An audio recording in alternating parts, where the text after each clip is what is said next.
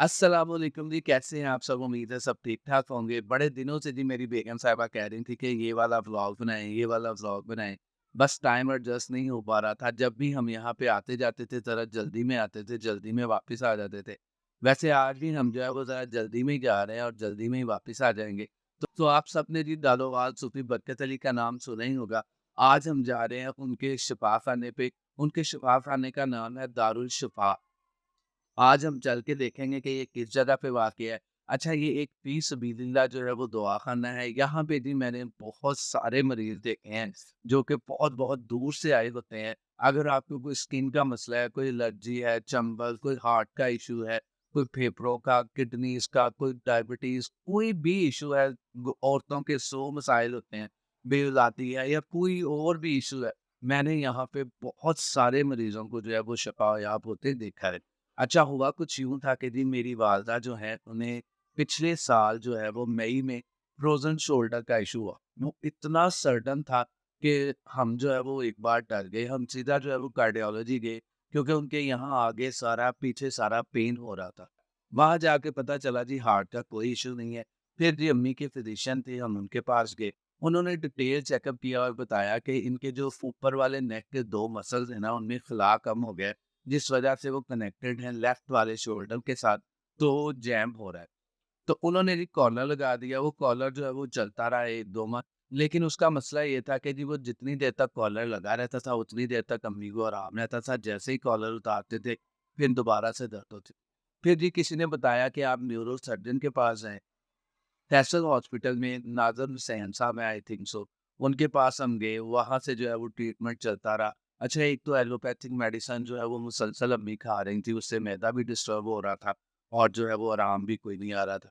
फिर वहाँ से जो है वो बदज़न होके हमें किसी ने कहा जी आप इनके फिज़ियो के जो है ना वो सेशन करवाएँ। वो एक एक्सपेंसिव जो है वो चीज़ थी, लेकिन 1 माह पूरा जो है मैं फैसल हॉस्पिटल के पास ही जाता रहा। वहाँ से डेली बेसिस पे जो है वो उनकी फिज़ियोथेरेपी होती थी।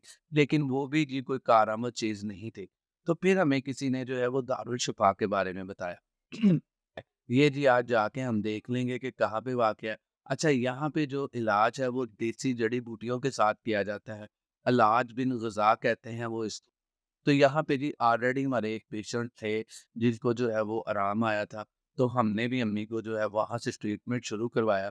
तो तकरीबन अल्हम्दुलिल्लाह जी पहले जो 15 दिन थे उसी में अम्मी को लगा कि काफ़ी हद तक जो है वो मेरा शोल्डर बेहतर है। और अब तकरीबन 4 से 6 माह हो चुके हैं वहाँ से इलाज करवाते हुए और अब अम्मी का जो शोल्डर है वो तकरीबन 70% जो है वो चलने लगा है, वो ऊपर-नीचे करती हैं।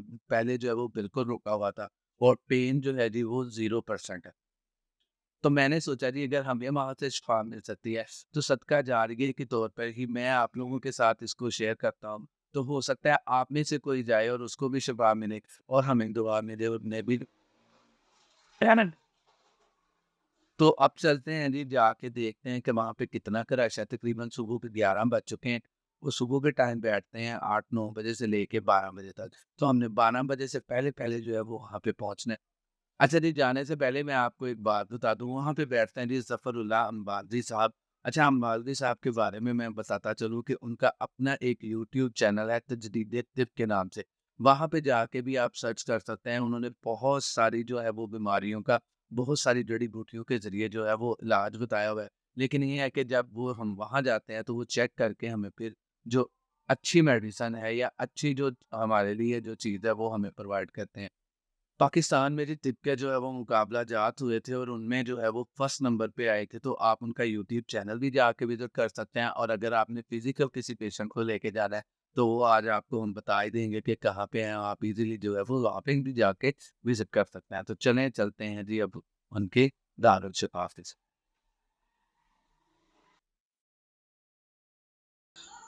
हाँ जी, तो अल्लाह का नाम लेके जी हम निकल चुके हैं। मैं, मेरी बेगम, अम्मी और आप भी बड़ी जा रही हैं और नवीद भाई के साथ हम जो है वो जा रहे हैं।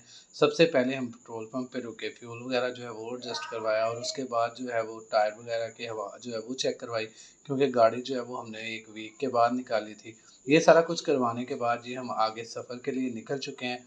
हमारे घर से तकरीबन 15 मिनट का रास्ता है बज़रिया जो है वो बाईपास। तो रास्ते में जी जगह-जगह पे जो है वो गंदम की कटाई की जा रही थी। बस ये भी आजकल में जो है वो हमने इंशाल्लाह बाय करनी है।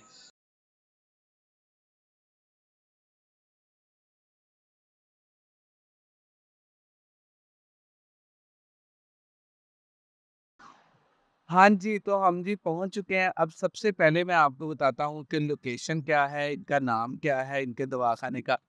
अच्छा, अगर आप आ रहे हैं सरगोदा रोड से, तो सरगोदा रोड बाईपास जो है वो आप क्रॉस करेंगे चिलियोट की तरफ, तो आपको ये वाला जो रोड है वो नज़र आएगा और आप किसी से भी पूछ सकते हैं कि मैंने ओमेगा रेज़िडेंशिया वाले रोड पे जाना है। ये सामने ओमेगा रेज़िडेंशिया वाला रोड है और यहाँ पे जी ये इनका बोर्ड लगा हुआ है, अल बरकत दारुल शिफा के नाम से। हाँ जी, तो आप मेरे पीछे जो है वो बोर्ड देख सकते हैं जी। यहाँ पे इनका दारुल शिफ़ा मतलब तिब है, साथ में स्कूल है, मदरसा है, कॉलेज है। ये सारी चीज़ें अंदर जाके हैं। तो वो आगे चल के जी अंदर देखेंगे। अच्छा, अच्छा अगर आप आते हैं नाडवाला रोड से और आप जो है वो बाईपास से जो है वो टर्न करेंगे राइट साइड पे, तो बाईपास से टर्न करने के बाद आप इस तरफ से आएँगे। तो चलें अब अंदर चलते हैं, देखते हैं जाके कि कितना तो रश है और वो सारे जा चुके हैं, तो मैं गाड़ी में बाहर उतर गया। हाँ जी, तो चलते-चलते जी मैं अंदर पहुँच चुका हूँ। अब मैं आपको दिखाता हूँ कि यहाँ पे जो है लेफ़्ट वाली साइड, ये वाली जो साइड है, यहाँ पे जी बैठती हैं ख़वातीन और ये जो राइट वाली साइड है, यहाँ पे बैठते हैं जी मर्द हज़रात। ये हैं जी सूफ़ी बरकत अली साहब और यहाँ पे जी ये औकातकार लिखे हुए हैं क्लिनिक के और ये मेरी बेटी है जिसको हम जो है वो सुबह-सुबह उठा के ले आए हैं। तो ये अब बस आस-पास की चीज़ों को देख रही थी कि ये मुझे लेके कहाँ पे आए हैं। बस इसका अक्सर यही मामला होता है। तो जी प्रोसीजर कुछ यूँ है, तो यहाँ पे जी सबसे पहले हमें टोकन लेना पड़ता है, तो मैंने जो है वो टोकन उठाया है। 69 नंबर जो है वो जी हमारा टोकन नंबर है। ये टोकन नंबर मस्ट है जी, यहाँ पे आपको अगर टोकन नहीं नज़र आते तो आप किसी से पूछ लें कि टोकन जो है वो इस वक़्त कहाँ पे पड़े हैं। टोकन वगैरह लेने के बाद मैंने अम्मी लोगों को बताया कि बस जल्दी बारी आ जाएगी क्योंकि 50 से 60 वाले जो पर्सन थे वो अंदर जा चुके थे। तो थोड़ा-सा वेट करने के बाद जी बस अब हमने अंदर चला जाना था। रश जो है वो काफ़ी ज़्यादा था यहाँ पे। तो मैंने कहा जी बाहर खड़े होने के बजाय अंदर जाके जो है वो ही वेट करते हैं बैठ के। तो वो जी अम्मी मेरी तरफ और मैं अम्मी की तरफ देख रहा था और मैं पूछ रहा था कि कितनी की देर तक बारी है। बाकी ये जी सारा इनका दवाख़ाना है और लेफ़्ट साइड पे ये सारी जो हैं वो इनकी मेडिसिन वग़ैरह पड़ी हुई हैं।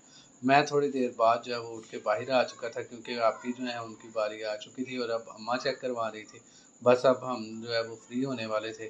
तो फाइनली जी अम्मा भी जो है वो चेकअप करवा के वा आ गई हैं बाहर की तरफ।